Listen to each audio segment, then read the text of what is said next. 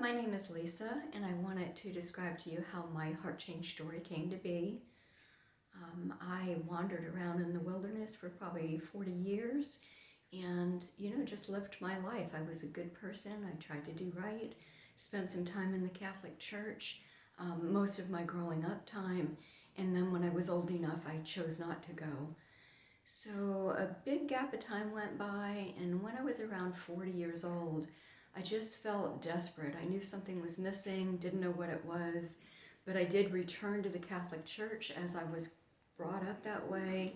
I thought I might be able to find my answer there. So in the Central Florida area, I went to Catholic Church for maybe 6 months or a year until the company that I worked for relocated me to Erie, Pennsylvania. So there I was now in the cold country all by myself and continued in the Catholic faith, looking for answers.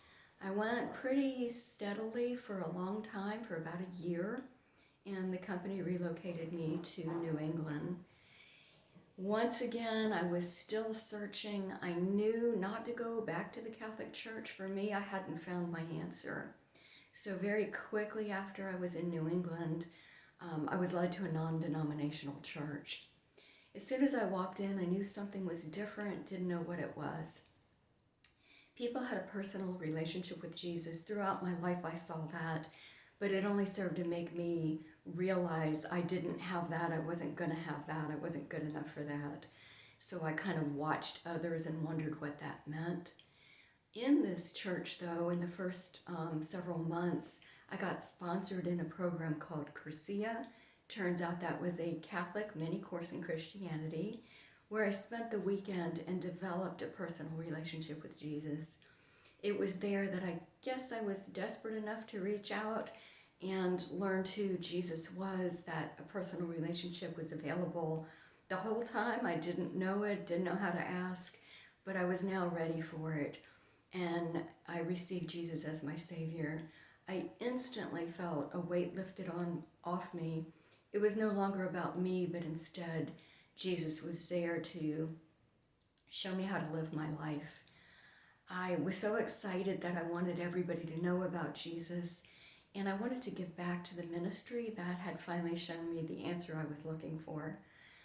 So I developed a little story, and it was about my big red Valentine heart, how my heart over the years had been scarred, and each of the scars would heal, but there would be scar tissue, there would be wounds, and finally bandages were applied, a big white glob that my heart had become because it over and over and over I sinned, and over and over and over the scar tissue developed, and the big red heart got covered up in these white bandages until I met Jesus.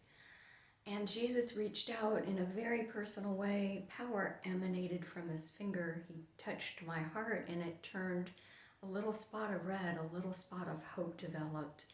And the longer I knew him, and this again was just a vision that he had given me, so it happened exponentially. In fact, he turned it into a Technicolor movie where the longer I watched the movie, the red began to get bigger and the white bandages began to drop off.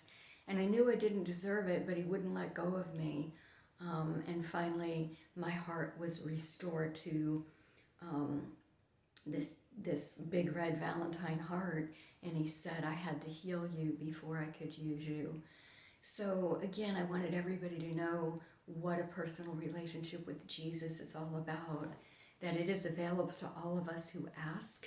We just have to surrender, admit we're a sinner, and ask Jesus into our life. Very simple, right? But a lot of people don't know. I never knew until Jesus showed himself to me, and I'm grateful, and I want others to know. So if you stick around for part 2 of this, I'll tell you where we are. That happened in the year 2000, Memorial Day weekend, and now we march forward into 2024.